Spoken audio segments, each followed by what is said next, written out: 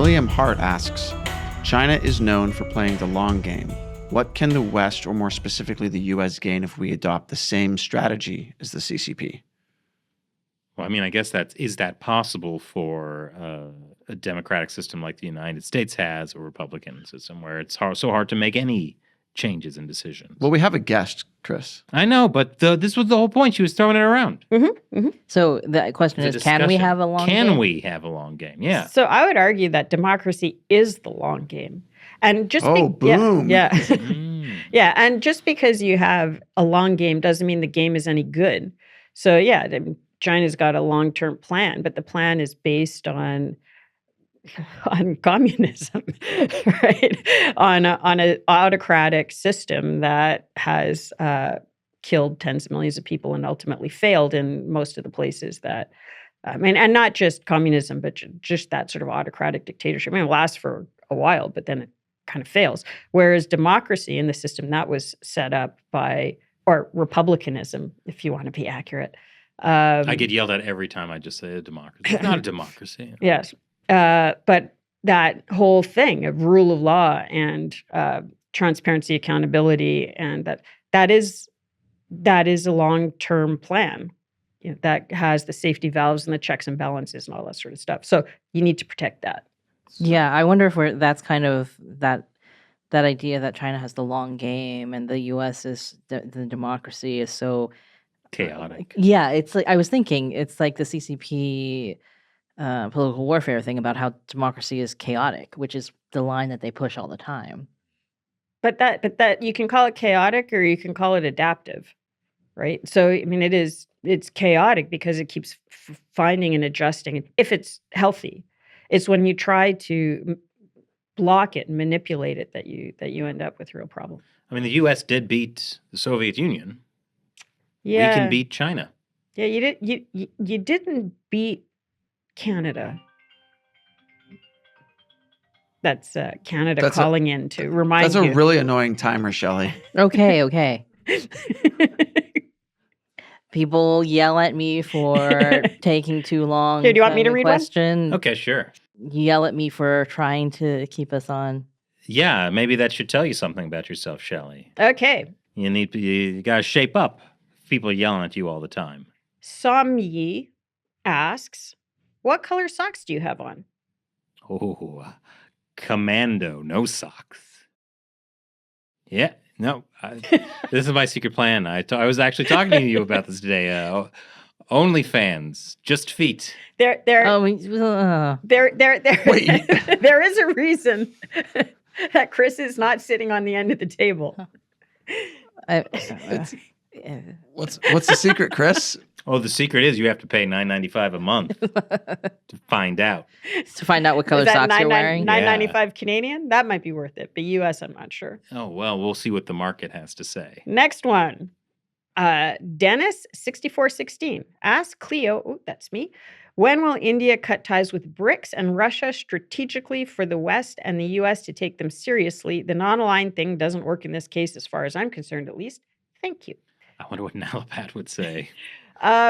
Well, so I understand the concern, and I wouldn't call it non-aligned. So I can tell you what the Indians say about this, which is that they would much prefer to be in the room and try to mitigate the direction that this stuff is going in. And this specific example is there was an attempt at the BRICS meeting to set up a BRICS currency.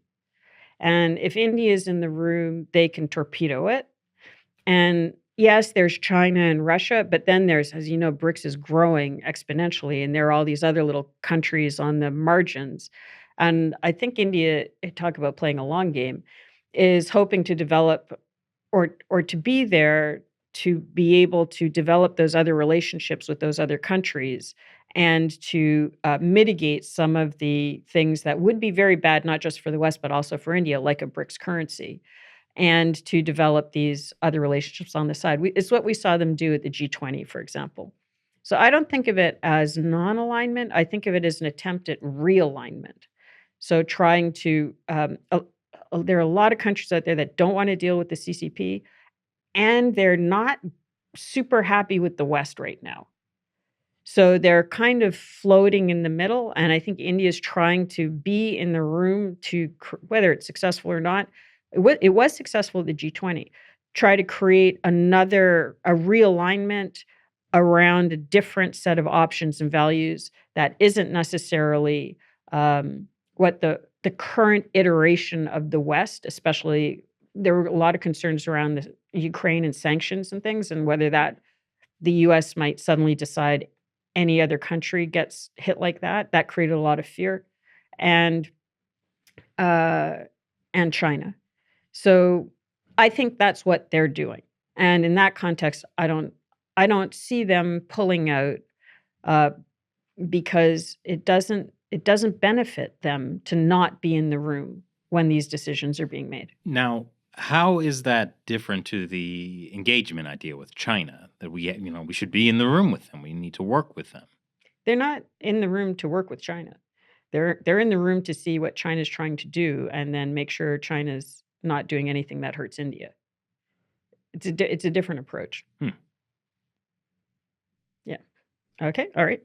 I'm gonna take one more and then I'm gonna pass What? that. I'm enjoying the short things. I'm just like, I feel like, Chris, you have just let Cleo take over, and you're just like, okay, that's fine. Yeah. No. Okay. All right, Johnny J. Why do Muslim majority governments turn a blind eye to the atrocities the CCP commits against Uyghurs? Yeah. Good question. Next. Money probably. One part of it, which is just horrific, is that some from those Muslim majority countries, according to the congressional investigations, are going to get organ transplants from Muslims in China. And they like the fact that the organs are halal. So, yeah, why aren't they doing it? Yeah, that is not kosher. No, that is pretty horrific. I made a little organ harvesting joke there. Yeah. I got it. Yeah. Yes. Yes, it just, the rest of us did not want to laugh at your organ harvesting joke. I mean, you try to make an organ harvesting joke. Dave. Challenge accepted. Oh, God, this is how we get canceled. Dave, how freaked out is China about North Korea's latest provocation, moving nuclear-capable missile launchers to the front? From my understanding of the China-North Korea relationship, China could shut North Korea off very quickly if it wanted. So I don't think it's particularly concerned. I think North Korea is trying to play the Russia-China game, but China has so many cards to play against North Korea. I don't think they have a lot of maneuvering room. Yeah, it's basically China supporting North Korea.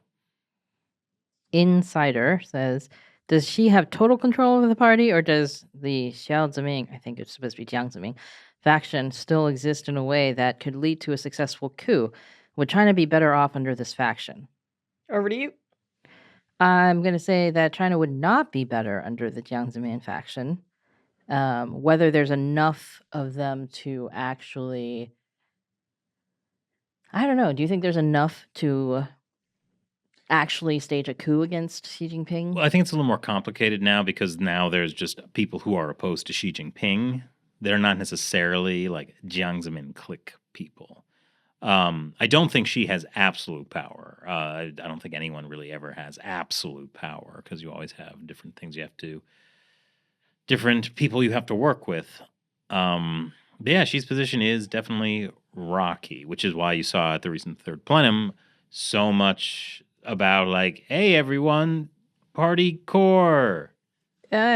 Which is me. Yeah. Yeah, I mean, I don't think that Xi Jinping, I think they have enough power to force Xi Jinping to do some things or to not do some things, but I don't know if that would actually manifest as a hide the body situation where like they would actually seriously take him down at this point. Yeah. Well, here's the other danger. Remember what happened when Mao was worried about losing power in 1966. He launched the Cultural Revolution to basically build up popular support for him as the cult personality as a way to suppress his own political enemies at a high level. And China suffered a horrible decade because Mao was fearful of losing power. So who is Mao in this scenario? Xi Jinping, but of course the circumstances are very different in a lot of ways. And that you may not see a culture revolution, but I'm saying that a dictator who's scared of losing power to another faction could do something crazy or terrible. This isn't a reason to support. Invade Taiwan. Yeah, like invade Taiwan. I'm not saying that like we should support Xi Jinping because if we don't, he's going to invade Taiwan. I'm just saying that's often how these things play out. So there's no solution to this, but it's, what to look out for. Do you have an answer to this question, or should I just go on to the next Yeah, one? well, I just don't think that there's any good leadership that would Under come out- communism? Yeah, that's right. Yeah. so What you- is the good leadership of communism? Star Trek. Oh, there you go. Yeah. Yeah.